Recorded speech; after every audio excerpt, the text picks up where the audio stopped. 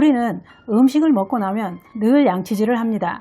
음식을 먹고 나서 입안에 남아있는 음식물 찌꺼기로 인해 세균이 번식하게 된다고 합니다. 입속 세균은 치아와 잇몸 건강만 해치는 게 아니라 우리 몸 다른 부위의 건강까지 무너뜨릴 수 있는 무서운 세균이라고 하는데요. 그래서 집에서나 직장에서나 식후 양치질을 꼼꼼하게 잘 하고 있습니다만, 그런데 양치질 하려면 치약이 필요하지요. 치약은 어떤 걸 쓰고 계신가요? 그리고 치약 성분이 무엇인지 알고는 계신가요? 대부분의 사람들은 입안에 들어가는 건데 나쁜 거야 쓰겠어? 이렇게 생각할 것입니다. 그런데 치약 성분에는 알고 나면 깜짝 놀랄 독성 성분도 들어 있었습니다. 치약은 먹는 게 아니니까 괜찮다고 생각하시나요? 우리가 모르고 사용하고 있는 치약의 독성, 그 이야기 지금 시작합니다. 안녕하십니까. 조회사 전성시대입니다. 하루에 양치질 몇 번이나 하시나요? 보통 2, 3회는 다들 하고 계실 텐데요. 음식을 먹고 나서 양치질을 못했을 때는 입안이 텁텁하고 영 찝찝합니다. 그리고 입속을 깨끗하게 관리를 잘 해줘야 치아도 튼튼하게 오래 쓸 수 있다고 하는데요. 치아가 망가져서 병원에 한번 가보신 분들은 치아가 얼마나 중요한지 다들 잘 아실 겁니다. 치과 가는 것도 무섭지만 돈도 거금 들어가고 이가 아프면 그 고통도 끔찍합니다. 치아는 한번 망가지면 그걸로 끝이지요. 이는 새살이 나오듯이 재생이 안 됩니다. 그래서 치실도 쓰고 치간 칫솔도 사용하면서 양치질을 정말 신경 써서 잘 해야 됩니다. 그런데 양치질을 할 때 누구나 다 치약을 사용해서 닦아냅니다. 그러면 이렇게 치아와 입속을 닦아내는 치약은 무엇으로 만들었을까요? 그게 정말 궁금하실 겁니다. 치약은 종류도 참 많습니다. 그 중에는 특별한 기능을 갖추기 위해서 첨가제를 넣는 것도 있습니다만, 대부분의 치약은 공통적으로 들어가는 성분이 있다고 합니다. 연마제, 방부제, 수분제, 방향제, 이런 성분은 다 들어간다는 얘기죠. 연마제는 이의 겉면을 물리적으로 닦아내는 역할을 한다고 하는데요. 이를 닦고 나면 뽀드득한 개운함을 느끼게 했던 게 연마제 때문이었던 것 같습니다. 그러면 방부제는 왜 들어갈까요? 그것은 치약에 곰팡이가 피거나 박테리아가 생길까봐 그런 것을 차단하려고 방부제가 들어간다는 것이라고 합니다. 또 수분제가 있는데요. 수분제는 젤 상태의 치약을 그대로 유지하기 위해서 치약에 물이 증발하지 못하게 잡아두는 역할을 한답니다. 그런데 이게 다일까요? 또 있습니다. 치약의 주 성분은 절반 이상이 치아 표면에 붙어 있는 이물질을 제거하고 이를 하얗게 해주는 연마제라고 합니다. 여기에 소량의 계면 활성제와 구강 청결을 위해 살균제와 탈취제, 충치 예방을 위한 불소 성분, 이런 게 들어간다고 합니다. 그 중에 파라벤 보존제와 트리클로산 항균제, 이런 성분은 일부 치약에 사용되기도 한다는데요.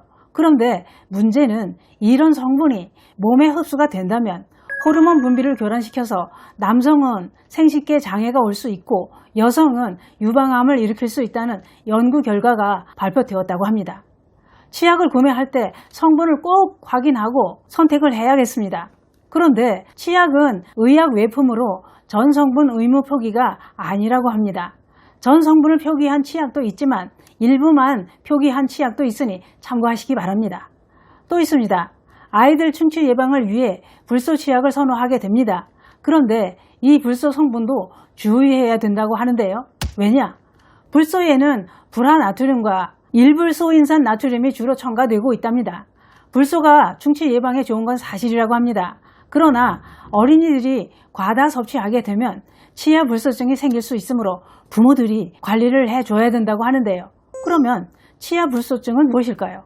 그것은 이렇습니다. 많은 양의 불소가 치아에 영향을 미치게 되면 치아 표면이 얼룩덜룩 보기 흉하게 변한다고 합니다.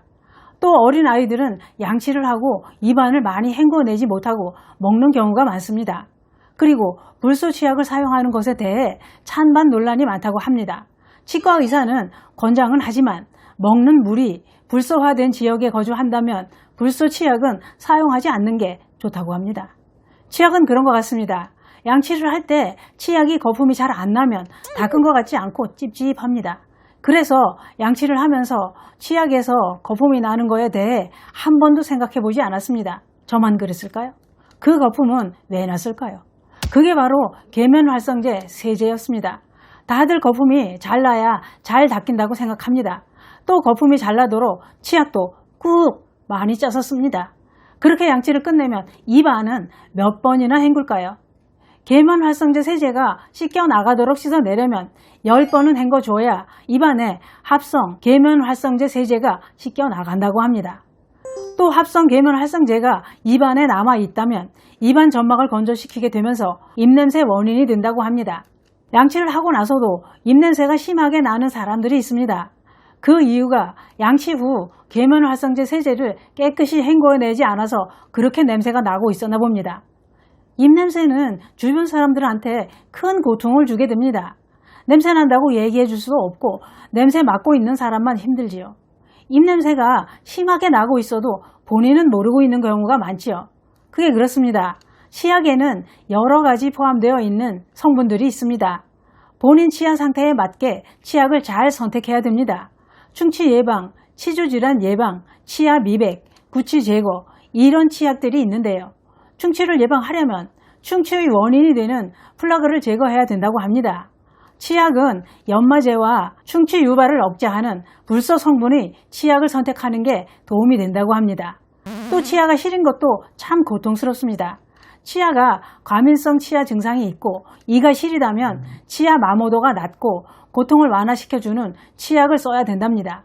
이럴 때 연마제 성분이 많이 들어간 치약을 쓴다면 시린 이가 더 시리게 된다고 합니다. 시린 이에는 연마제 중에서도 부드러운 편인 이산화규소 성분이 들어간 투명한 치약을 쓰는 것도 도움이 된다고 합니다. 그런데 중요한 것은 이가 계속 시리다면 치아 균열이 원인일 수도 있다는 겁니다. 그럴 때는 얼른 병원으로 가야겠죠. 또 잇몸 질환이 있을 때는 진코 빌로바 성분이 들어있는 치약이 도움이 된다고 하는데요. 이 성분은 잇몸 질환을 일으키는 진지발리스 균을 제거한다고 알려져 있습니다. 또 치아가 변색될 때는 연마제가 들어있는 치약을 사용하는 게 좋지만 지나치게 사용을 하면 치아가 마모돼서 이가 시릴 수도 있다고 합니다. 또 입냄새가 날 때는 플라보노이드 성분이 함유된 치약이 도움이 된다고 하는데요. 플라보노이드 성분이 들어있는 치약으로 양치를 하고 나서도 10번 정도는 입안을 헹궈주는 게 중요하다고 합니다. 그래야 냄새가 안 난다는 얘기지요.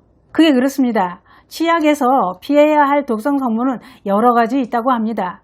인공색소, 인공풍미, 인공감미료, 카라기난, 디에타놀 아민, 마이크로비드, 파라벤, 라우릴 황산 나트륨 등등 이런 성분이 들어있는 치약은 피하는 게 좋다고 합니다.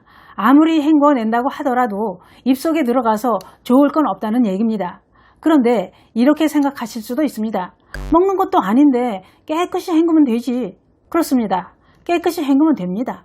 그러나 몰랐다면 몰라도 알게 된 이상 안 좋다는 성분이 들어있는 걸 굳이 사용할 이유도 없다고 생각합니다.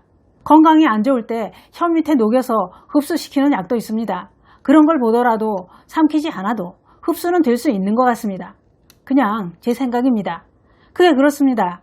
지금 사용하고 계신 치약을 이런 거 저런 거 성분 따지며 사용해야 된다면 번거롭고 귀찮을 것입니다. 그렇다면 방법은 한 가지뿐입니다. 흡수 안 되게 잘 씻어내면 됩니다. 양치질은 치약 선택도 중요하지만 양치 후 헹구는 것도 양치를 하는 것만큼 중요합니다. 양치하시고 나서 여러 번 헹구시는 거 꼭 잊지 마시기 바랍니다. 감사합니다.